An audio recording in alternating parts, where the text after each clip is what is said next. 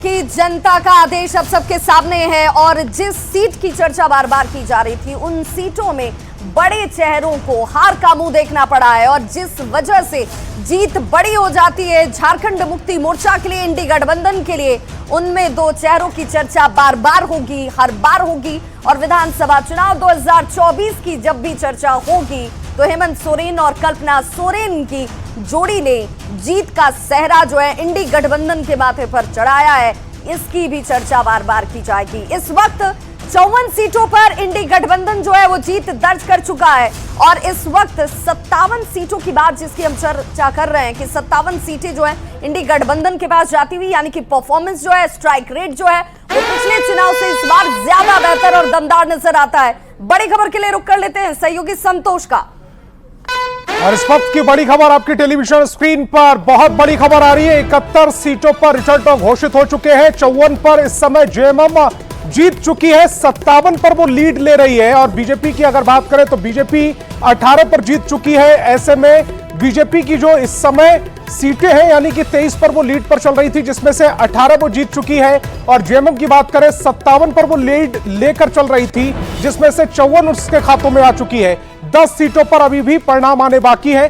परिणाम किसके पक्ष में आएंगे ये लगातार हम आप तक पहुंचा रहे हैं, लेकिन 71 सीटों पर रिजल्ट घोषित हो चुका है। 71 में से 54 सीट जो है वो जेएमएम के पक्ष में गई हैं और इसमें से 18 सीट बीजेपी के पक्ष में गई हैं। और इस वक्त की बड़ी खबर आपकी टेलीविजन स्क्रीन पर 4 सीट पर इंडिया, 5 पर एनडीए आगे चल रही है।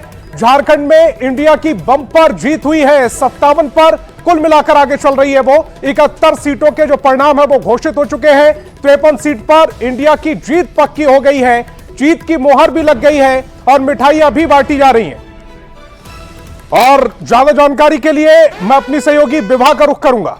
बिल्कुल, तो 71 सीटों पर परिणाम इस वक्त घोषित किए जा चुके हैं, यानी कि जीत और हार तय हो चुकी है इन 71 सीटों पर और सिर्फ 10 सीटों का इंतजार जो है इस वक्त बाकी है। और इन 10 सीटों में 4 सीटें जो हैं इंडी गठबंधन की बताई जा रही हैं, जिन पर वो लीड कर रही है और बेहतर मजबूत स्थिति में नजर आती है, क्योंकि जो वोटों की संख्या है वो अपने प्रतिद्वंदी से इस वक्त उसके पास ज्यादा है। हालांकि इस वक्त विनिंग का इंतजार जरूर किया जा रहा है। वहीं बीजेपी की बात करें तो पिछली बार से भी खराब प्रदर्शन के तौर पर झारखंड का ये चुनाव इस वक्त नजर आता है। हालांकि सहयोगियों से जो उम्मीद बीजेपी ने पाल रखी थी वो धराशायी होती नजर आई, क्योंकि आंसू वो कमाल नहीं कर पाई। जिस ओबीसी बैंक, वोट बैंक की चर्चा की जा रही थी कि भाई ये ओबीसी वोट बैंक जो है वो कहीं ना कहीं बीजेपी को मजबूत करेगा, वो फैक्टर यहां झारखंड में काम करता नजर नहीं आया।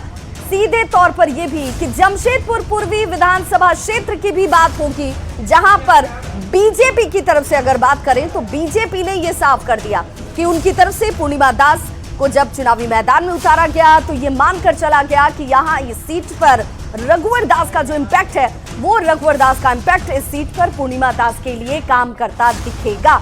तो क्या पूर्णिमा दास के लिए ये सीट काम कर गया? तो उम्मीदवार के तौर पर बीजेपी कैंडिडेट पूर्णिमा दास साहू ने इस सीट को जीत लिया है। पूर्णिमा साहू ने कांग्रेस उम्मीदवार डॉक्टर अजय कुमार को 40,000 से ज्यादा वोटों से शिकस्त दी। जीत दर्ज करने के बाद पूर्णिमा साहू ने न्यूज़ 18 से एक बार फिर खास बातचीत की और बातचीत